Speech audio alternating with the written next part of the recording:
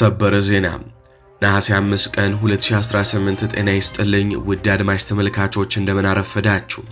የሰዓቱን አበይትና ሰበር ዜናዎች ይዘን ቀርበናል። በቅድሚያም አርዕስቶቹን እናስቀድማለን። በወለጋ የፋኖ ኃይሎች በከፈቱት ከባድ ውጊያ ያገዛዙ ጦር በመቶዎች ሲደመሰስ የፋኖ ኃይሎች ከተማን አስለቅቀው መቆጣጠራቸውም ተነግሯል።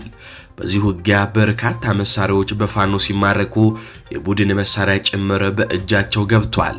በዚህ የኮማንዶዎች ውጊያ ያገዛዙ የገዳ ኮማንዶ ጦር እንደ ቅጠል ሲረግፍ በዚህ ንዴት ወደ ኋላ በሸሸባቸው ከተሞች ያሉ አማራዎችን እመጫትና እርጉዝ ሳይቀር ጨፍጭፏል። በዝርዝር የምታደምጡት መረጃን ይዘናል። ወዲህ በወሎ ራያና በጎንደር በርካታ ውጊያ ሲደረግ በራያ ያለው የመንግስት ጦር መፍረሱ ተሰምቷል።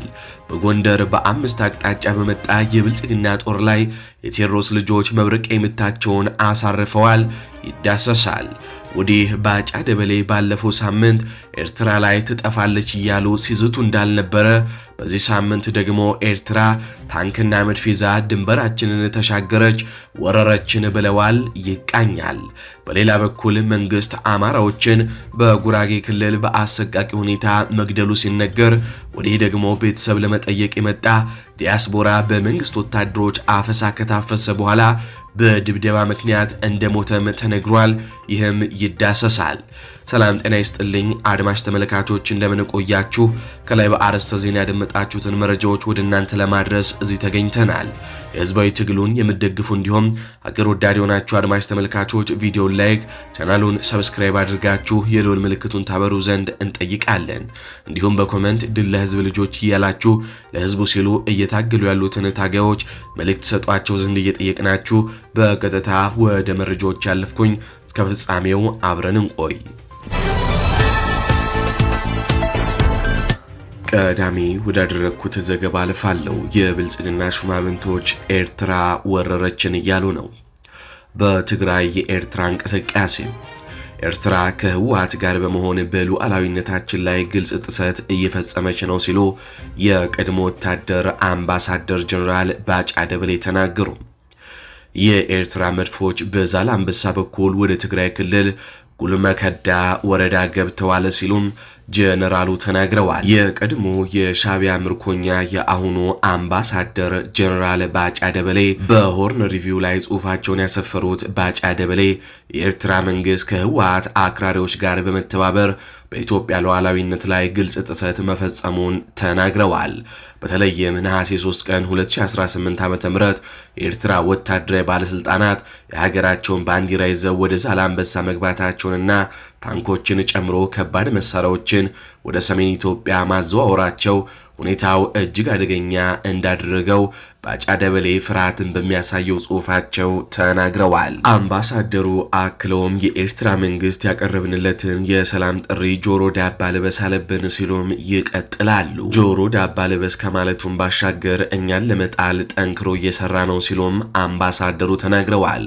በሌላ በኩል የህወሓት አክራሪዎች የትግራይን ወጣቶች በግድ በመመልመልና ለሱዳን ጦርነት በማሰለፍ ለፖለቲካ መጠቀሚያም እያዋላቸው መሆኑን ባጫ ደበሌ ስለ ትግራይ ድምጽ ሆነዋል። ባጫ ደበሌ እንዲህ ሲናገሩ ለትግራይ ወጣት የሚያስቡ ይመስላሉ።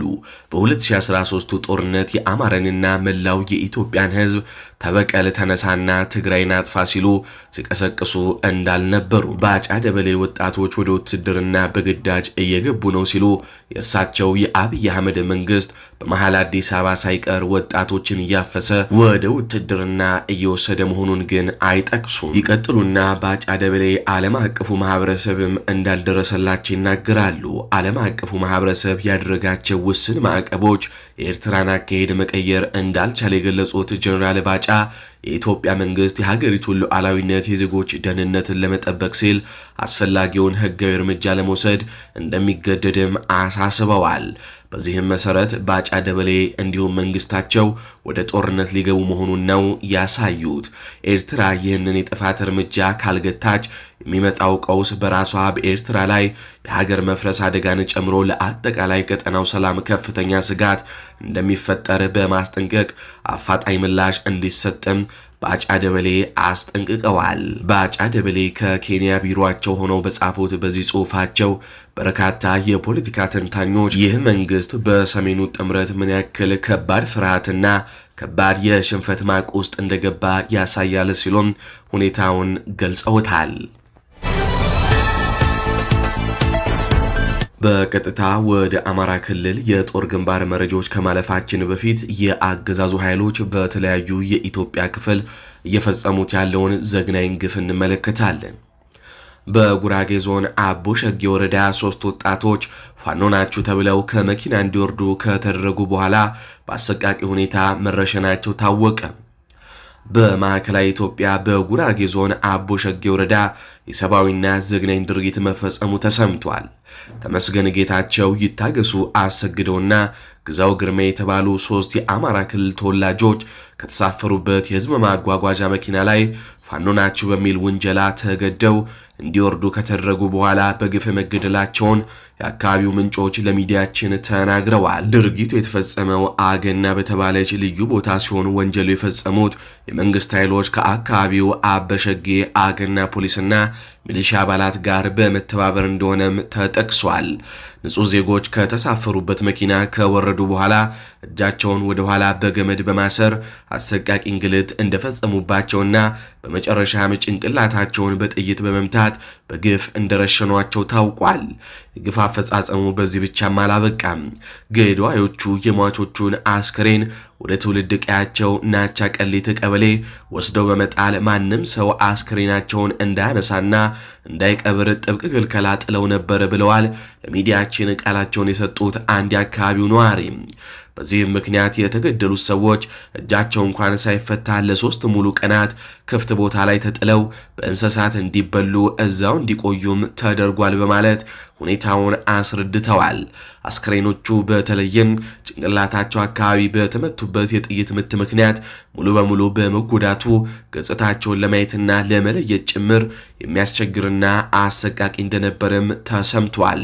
በአሁኑ ወቅት በተለያዩ የመድረክ ውይይቶችና የምክክር ሂደቶች ስለ ሰላም ቢወራም ከጀርባ ግን የዜጎች ሕይወት በዚህ መልኩ በስውር ማለቁና የሰብአዊ ጥቃት መፈጸሙ ማህበረሰቡን ለከፍተኛ ሐዘንና ስጋት ዳርጎታል ሲሉም የአካባቢው ነዋሪዎች ለሚዲያችን ተናግረዋል። ይህ በእንዲህ እንዳለ ይህ በምስሉ ላይ የምትመለከቱት ግለሰብ ጳውሎስ አምባቸው ይባላል።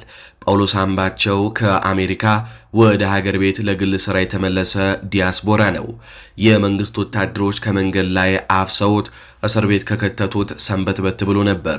ነገር ግን ይህ ግለሰብ በእስር ቤት በደረሰበት ድብደባ ህይወቱ ማለፉ ተሰምቷል። ይህ ግለሰብ ከአሜሪካ ቤተሰብ ለመጠየቅ ወደ ሀገር ቤት የገባ ነበር።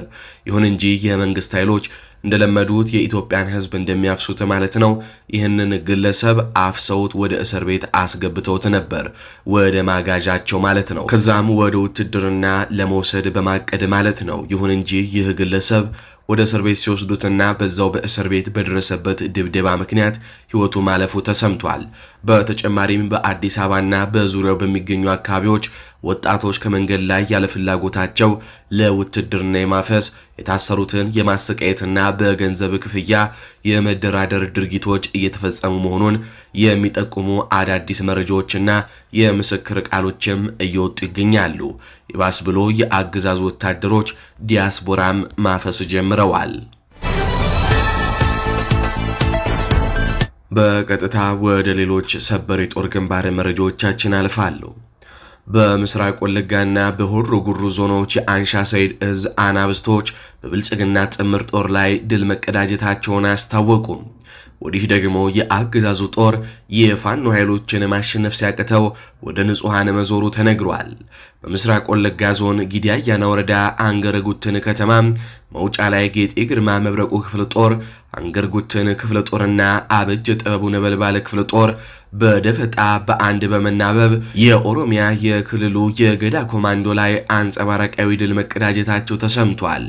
ከትላንት ወዲያ በነበረው ውጊያም በርካታ ወታደሩን በሞት አዝረክርኮት የወጣው አስከሬኑን ለማንሳት በርካታ የክልል ጥምር ጦር በመያዝ ትላንት ረፋድ 4 ሰዓት ላይ ከአንገርጉትን ከተማ በመነሳት ከዚያው ከከተማዋ መውጫ በር እንጂሮ ላይ ተክተልትሎ ሲመጣ ከአስከሬኑም ሳይደርስ የአንሻ ሰይድ አናብስቶች ዶግ አመድ አድርገውታል ነው የተባለው። በመጨረሻም ወደ መሀል ከተማ በመሸሽ በፍርሃት ቤት ዘግተው የተቀመጡ ንጹሐን አማራዎችን ቤቶችን ገንጥሎ በመግባት ሕፃናትን እናቶችንና አዛውንትን በአደባባይ መስመር ላይ ያወጡ እየረሸኑ እንደነበረም የዓይን እማኞች ገልጸዋል።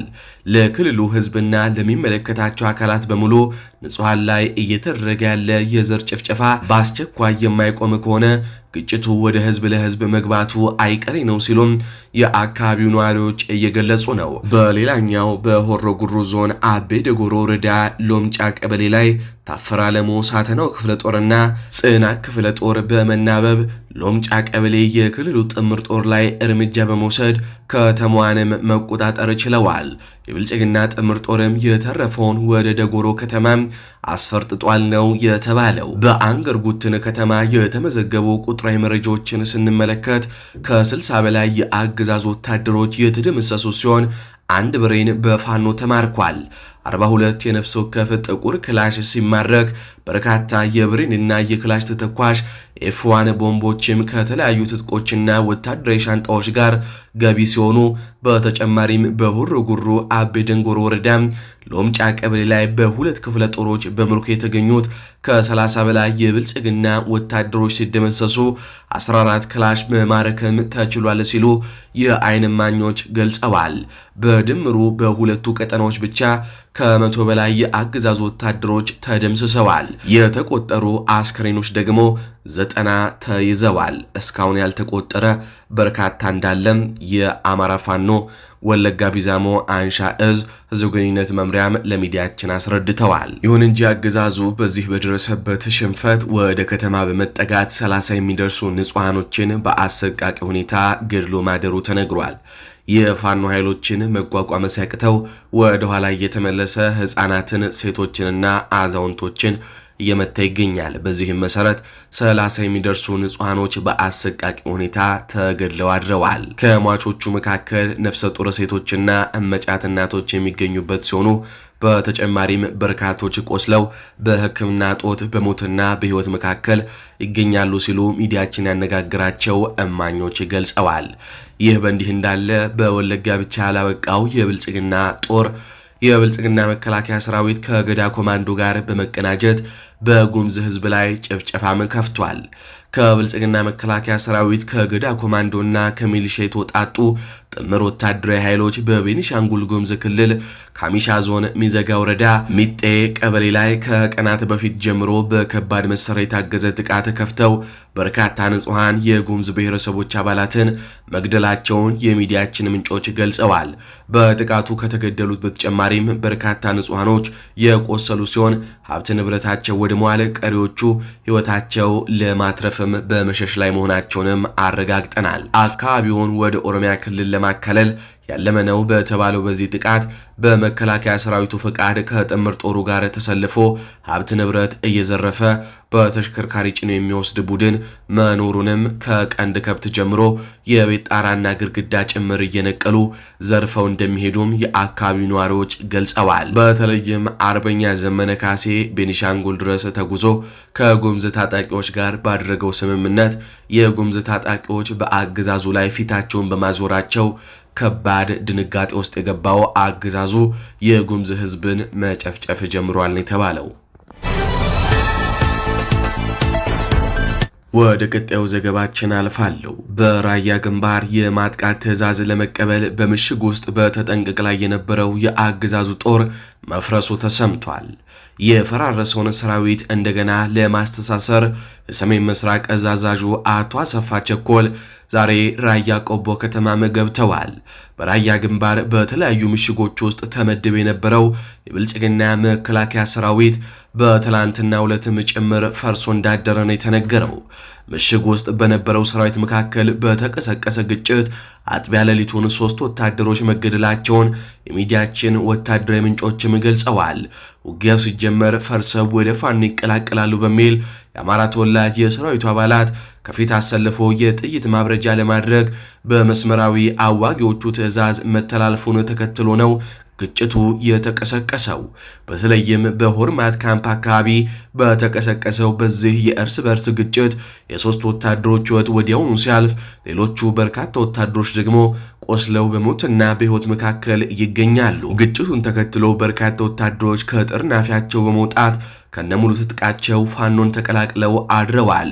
ይህንን ተከትሎ የሰሜን ምስራቅ እዝ አዛዦች አቶ አሰፋ ቸኮልና ሌሎች የእዙ ማዕረግተኞች ወታደራዊ አዛዦች ትላንትናና ዛሬ ወደ ቆቦ ከተማ የገቡ ሲሆን የፈረሰውን ሰራዊት እንደገና ለማስተሳሰር ቢሞክሩም ነገር ግን ከአቅማቸው በላይ እንደሆነባቸው ምንጮች ገልጸዋል። አጋጣሚውን በመጠቀምም የፋኖ ኃይል ዛሬ ጠዋት በአካባቢው ውጊያ የቀሰቀሰ ሲሆን የአገዛዙ ወታደሮች ምንም አይነት የውጊያ ሞራል ሳይኖራቸው በከፍተኛ ሁኔታ በፋኖ ጦር እየተመቱ መሆኑም ተገልጿል።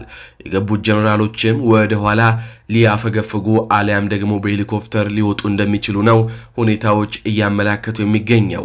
በርካታ አገዛዙ ወታደርም በፋኖ ጦር መመታቱ ተገልጿል። ወደ ጎንደር እሻገራለሁ። የንስሮቹ የጋራ ክንድና የጣይመን ከተማው ሽንፈት። በትላንትናው ዕለት አፋብን ጎንደር ጠቅላይ ግዛት በላይ እዝ ዳግማዊ ቴዎድሮስ 5ኛ ኮር ንስር በለሳ ግጣው እጅጉ ክፍለ ጦርና የ204ኛ አስቻለው ደሴ ኮር ባደረጉት የተቀናጀ የጦር ዘመቻ በብልጽግና ኃይል ላይ የማይቀመስ የተባበረ ክንዳቸውን አሳርፈውበታል። ከአርባያ ማክሰኝት ጓላና ኪንፋዝ በገላ ተወጣቶ በሰባት ተሽከርካሪዎች ጣይመን ከተማን ለመቆጣጠር አልሞ የነበረው የብልጽግና ስብስብ በነቃው የንስሮቹ ክትትል መረብ ውስጥ በመግባቱ የታሰበውን ሳያሳካ ክፉኛ ምት አርፎበት እንዲበተንም ተደርጓል። የስልታዊ አሰራርን የተከተለ የውጊያ ውሎ ንስሮቹ ገዢ ወታደራዊ ጠቀሜታ ያላቸውን ቦታዎች ቀድመው በመያዝ የብልጽግናን ኃይል ወደ ወጥመድ በማስገባት የተካሄደ ነውም ተብሎለታል። በተሰነዘረው ከባድ ምት ክፉኛ የተመታው የብልጽግና ኃይል ከአቅሙ በላይ ስለሆነበት ከጫዊት አቅጣጫ ተጨማሪ ድጋፍ ቢጠይቅም የጠቅላይ ግዛቱ ዋና ዘመቻ መምሪያ ኃላፊ ጀነራል ተሾመ አበበው በወሰዱት ፈጣን የውጊያ ውሳኔ የብልጽግና ተጨማሪ ኃይል እንዳይንቀሳቀስም ተደርጓል። ይህም የፋኖ ኃይል በከፍተኛ ወታደራዊ መናበብ የብልጽግናን ኃይል እንዲመታም አስችሎታል የተባለው በአምስት አቅጣጫዎች ተከታትሎ የመጣውና ጣይመን ከተማን ለመያዝ አልሞ የተነሳው የብልጽግና ስብስብ በንስሮቹ ፈርጣማ ክንድ በተወሰደበት የተቀናጀ እርምጃ ከፍተኛ ሰብአዊና ቁሳዊ ኪሳራም አስተናግዷል። በዚህም ከ30 በላይ ወታደሮቹ የተደመሰሱ ሲሆን የቀረው ወታደር ተስፋ በቆረጠ ሁኔታ ወደ ጓሃላ ለማፈግፈግም ተገዷል። ይህ የጦር ውሎ የፋኖን ከፍተኛ ስልታዊ ዝግጅት፣ የተቀናጀ የአመራር ብቃትና የብልጽግናን ውጥን እቅድ የማክሸፍ ሙሉ ወታደራዊ ብቃት በግልጽ ያሳየ ድል ነበረም ሲሉ የውጊያውን ሁነት የተመለከቱ ሰዎች አስረድተዋል። የኢትዮጵያ ሕዝብ እንደሌላው ሕዝብ አደባባይ ወጥቶ ስለ መብቱ ባይታገልም በሶሻል ሚዲያ ግን ጥያቄውን እየጠየቀ ነው። ከሰሞኑ በተለያዩ ሶሻል ሚዲያዎች ወጣቶች መንግስትን እያፋጠጡ ነው። ከነዚህ ጥያቄዎች መካከል አንድ ወጣት ለመንግስት ጥያቄ አለው የሚለውን አድምጠን እንመለስ። ብልጽግና መንግስት ሹማምንት አብዛኛው ሚኒስትሪ ሚዲያ ላይ በተለይ ደግሞ በተለምዶ የመንግስት ኃላፊ የሚባሉ ሚዲያዎች ላይ ፊታቸውን ወልውለው ጽድት ብለው ይመጡና እንዲህ ይላሉ። ትግራይ ሰላም ትፈልጋለች፣ ትግራይ ልማት ትፈልጋለች፣ ትግራይ ውስጥ የአፈሙዝ ድምፅ መሰማት የለበትም ብለው ሊሰክሱ ይሞክራሉ። ሌላውን ክልል በሰላም እየገዙ ይመስል ማለት ነው። በዚህ ሰዓት ሰላም ያለው ልማት የተረጋገጠለት የአፈሙዝ ድምፅ የማይሰማበት ክልል የትኛውን ክልል ነው በሰላም እያስተዳደራችሁ ያለው? አማራን፣ ኦሮሚያን፣ ቤንሻንጉልን፣ ጋምቤላን የትኛውን ክልል ነው በሰላም እያስተዳደራችሁ ያላችሁት? አፋርን፣ ሶማሌን። ይህን ስናገር ትግራይ ሰላም መሆን የለባትም እያልኩ አይደለም። ግን እናንተ ስለ ሰላም ስታወሩ አትሊስት ከትግራይ ውጭ ያሉ ሌሎችን ክልሎች ሰላም አድርጋችሁ እየገዛችሁ በሚመስል መልኩ ልታወሩ አይገባም የሚል ሐሳብ አለኝ። ኢቭን የአፈሙዝ ድምፅ የማይሰማባቸው አንዳንድ ክልሎች አሉ። በተለምዶ ይሄ መሃል አካባቢ ያሉ ክልሎች እነሱም ሰላም አይደሉም። ግን የአፈሙዝ ድምፅ አይሰማም፣ ተኩስ የለም፣ ግርግር የለም። ግን ሰላም ነኝ ብለህ ስታስብ የኑሮ ውድነት እንዲህ ያያል። በትዝብት ነው የሚመለከት፣ ኢንፍሌሽኑ፣ የዋጋ ግሽበቱ። ስለዚህ ሰላም ማለት ምናልባት የአፈሙዝ ድምፅ አለመሰማት ብቻ መስሎ ለሚታያችሁ አይደለም። ሰላም ማለት ሁሉን አቀፍ ነው። ትግራይ ሰላም ትፈልጋለች። ኦፍ ኮርስ ትግራይ ሰላም ትፈልጋለች። ትግራይ ሰላም እንደምትፈልገው አማራም ሰላም ይፈልጋል፣ ኦሮሚያም ሰላም ይፈልጋል። ሌሎችን በሰላም ጸጥ ረጭ ያደርጋችሁ ሰላማቸውን ልማታቸውን አረጋግጣችሁ እየገዛችሁ ያለ ይመስል ትግራይን ለይታችሁ ትግራይ ሰላም ትፈልጋለች። ይሄ ፕሮፓጋንዳ ነው፣ ተራ ፕሮፓጋንዳ ነው። ትግራይ ሰላም ትፈልጋለች ኦፍ ኮርስ። በትግራይ ልክ ግን አማራም ሰላም ትፈልጋለች። በትግራይ ልክ ግን ኦሮሚያም ሰላም ይፈልጋል። በትግራይ ልክ ግን ጋምቤላም፣ ቤንሻንጉልም፣ አፋርም ሁሉም ሰላም ይፈልጋል። ስለዚህ ትግራይ ላይ ፌል ያደረገው ሰላም ሌላው የኢትዮጵያ ክፍል ላይ ያለ የሚመስል አይነት ፕሮፓጋንዳ ይዛችሁ በተለይ ወደ ሜይንስትሪም ሚዲያ መታችሁ ጺማችሁን ቅርጽ አስወጥታችሁ ፊታችሁን ስቲም ገብታችሁ ጠግባችሁ በልታችሁ መታችሁ እናንተ ታወራላችሁ። ሌላው ግን የአፈሙዝ ድምጽ ያለበት በጦርነት ይታመሳል፣ የአፈሙዝ ድምጽ የሌለበት ደግሞ በኑሮ ውድነቱ ይጠበሳል። ስለዚህ መንግስት እንደ መንግስት ፌል እያደረገ ስለሆነ ሁሉን አቀፍ ሰላም ለማምጣት ስሩ። ወጥቶ በሜይንስትሪም ሚዲያ ማወጁና መናገሩ ብቻ የሚያመጣው ምንም አይነት ፖለቲካዊም ኢኮኖሚያዊም ማህበራዊም ለውጥ ሊኖር አይችልም። የለውጥ መንግስት ነኝ ብላችሁ የምታስቡ ከሆነ ለውጡ ከራሳችሁ ይጀምር። ተለወጡ፣ ሰላምን አውጁ። ሰላምን ማወጅ ብቻ ሳይሆን ለሰላም ስሩ። በዚህ በኩል ሰላምን እያወጁ በዚህ በኩል ህዝብን ከህዝብ የሚለይ ከፋፋይ ትርክት እየተረካችሁ ህዝብ ከህዝብ አንድ ሆኖ እንዳይኖር አንዱ ምክንያት የለውጡ መንግስት ስለሆነ እዚህ ነገር ላይ ስሩ። ሻወርም ቢሆን ከራስ ነው የሚጀምረው። ሁሉንም ነገር ከራሳችሁ ጀምሩ።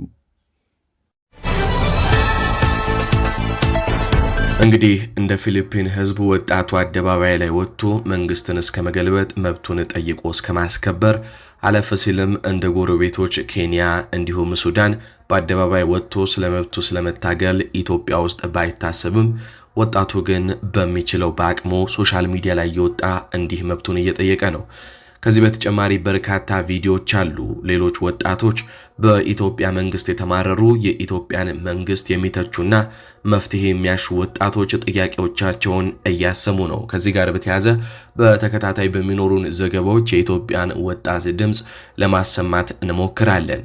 አድማጭ ተመልካቾቻችን ይህ ብቻ አይደለም፣ ሌሎች በርካታ ቪዲዮዎችም እጃችን ላይ ያሉ ወደ እናንተ የምናስተላልፋቸው ይሆናል በቀጣይ ባሉ የዜና ወጃዎቻችን። አድማጭ ተመልካቾቻችን ለሰዓቱ ያዝንላችሁ መረጃዎች እነዚህን ይመስላሉ። እንደምታውቁት ከሰሞኑ ዜማ ሚዲያ እንደቀድሞ ዜናዎችን እያቀረበች አይደለም። ይህ የሆነበት ምክንያት ደግሞ በሀገር ቤት ያሉ ዘጋቢዎቻችን በተለይም በኢትዮጵያ ያሉ ማለት ነው እጅግ ከባድ ጫና ከመንግስት በኩል እየደረሰባቸው መሆኑን እንድታውቁ ለማሳሰብ እንወዳለን። እነዚህን ችግሮች ከፈታን በኋላ በሰፊው የምንመለስ መሆኑን እናሳውቃለን። እስከዛው ግን በዚህ ጋፕም የምንሰጣችሁን የዜና ዘገባዎች ለበርካቶች ሼር እያደረጋችሁ ቪዲዮ ላይክ እያደረጋችሁ እንዲሁም ደግሞ ኮሜንት እያደረጋችሁ ድጋፋችሁን ታሳዩን ዘንድ እንጠይቃችኋለን። በቀጣይ በሌሎች መረጃዎች እስከማገኛችሁ ድረስ ቸር ያሰማን።